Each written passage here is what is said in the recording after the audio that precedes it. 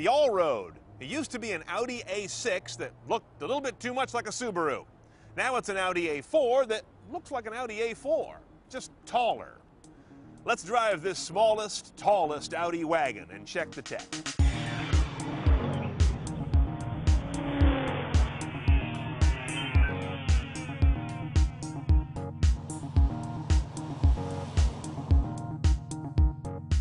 Now, an Allroad is an Allroad and not a wagon because it's got some extra ground clearance and it's got some stainless steel guards underneath the thing. So when you go driving around the Grand Tetons and decide, no, I'll leave the Jeep at home, this will come back more or less in one piece. And you can easily spot an Allroad 1,000 yards away because it has this kind of J.C. Whitney-esque body cladding.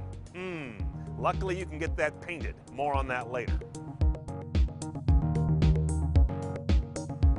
Now, the first thing that makes me grin when I get inside an Audi is that I think it's the most CNET looking cockpit of a car in its direct competitive set.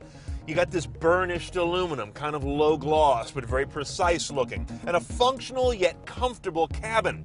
It's not too Baroque, I'm looking at you, Mercedes, and it's not too humorless. I'm looking at you, BMW, right in the middle. The main display is an interesting point of contention on this car. It's squarish and smallish. Much bigger you'd find in a Cadillac or a Mopar product. Much wider you'd find in a BMW.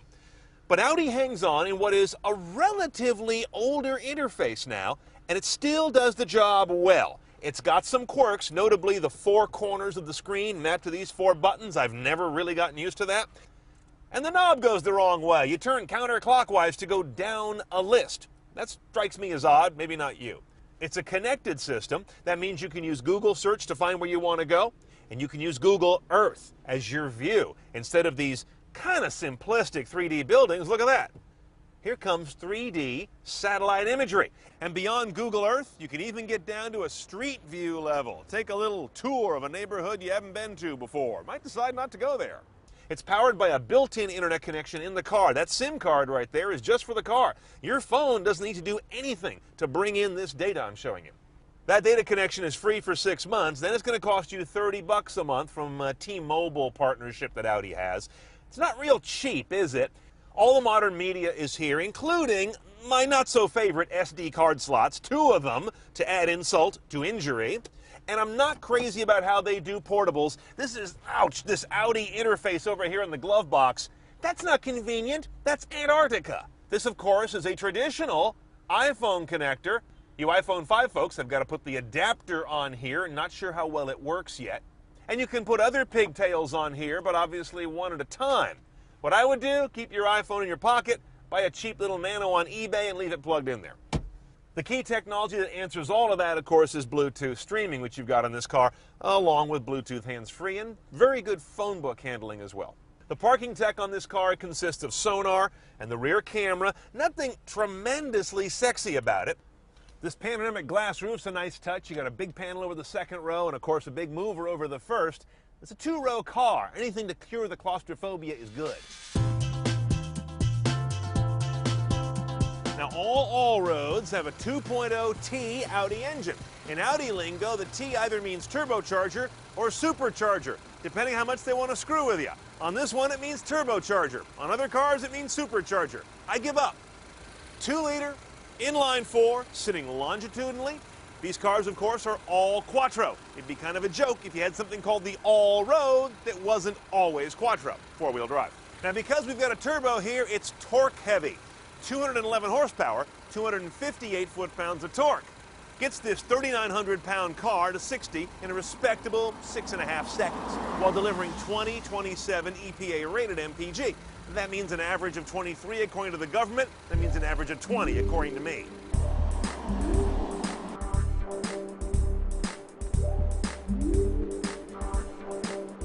Now this Allroad, doesn't disappoint in the fact that it has the Audi trademarks. Precise, smooth, light on its feet, and has lots of power at initial tip-in. I feel like half the power in this car is available in the first 25% of throttle pedal, which is the perception of great power.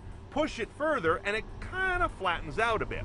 You really find flat spots, or I do anyway, when you manually shift this thing by putting the lever over here on the right. Put it in drive, and it's a real poke. It hits too many top gears. Interesting note, this car is an 8-speed automatic Tiptronic. It's the only way you can get it. 7th and 8th are overdrive. I don't think I've seen that before. Usually just top gear is. So the top 2 gears are overwhelmed, if you will, by the engine's ratio. And when you need to step on it in drive, it has to climb out of 8th and 7th to get anywhere. So that's something that I think is best handled by leaving it in sport mode. I don't know how well you can see back there in the cargo bay, but it's kind of comes to a point. It's kind of rounded in the back, and that kills a fair amount of usable cargo space, especially for square or large objects. So think of yourself buying an Allroad for the clearance, the off-road ability, and for the fact that it's got a giant trunk, but is still kind of using sedan DNA in terms of what it can carry. Okay, to do an Allroad CNET style, you got to order it in the Prestige trim, the top of the 3. Unfortunately, you're already staring at a $49,000 car at that point. But that does give you the nav, the Google connected services. But to continue CNET style, you're going to want to add $3,250 for the driver assistance package. That's going to get you adaptive cruise control, variable ratio smart steering, and the Audi Drive Select, which lets you choose different personalities for the car. And it's a very good system. And for $1,000 more, they will paint all this body cladding the same color as the car. Yes, please. And at this trim level, we're also talking about including the panoramic roof and basically every single thing I showed you, except now we've got a $53,000 4 Series.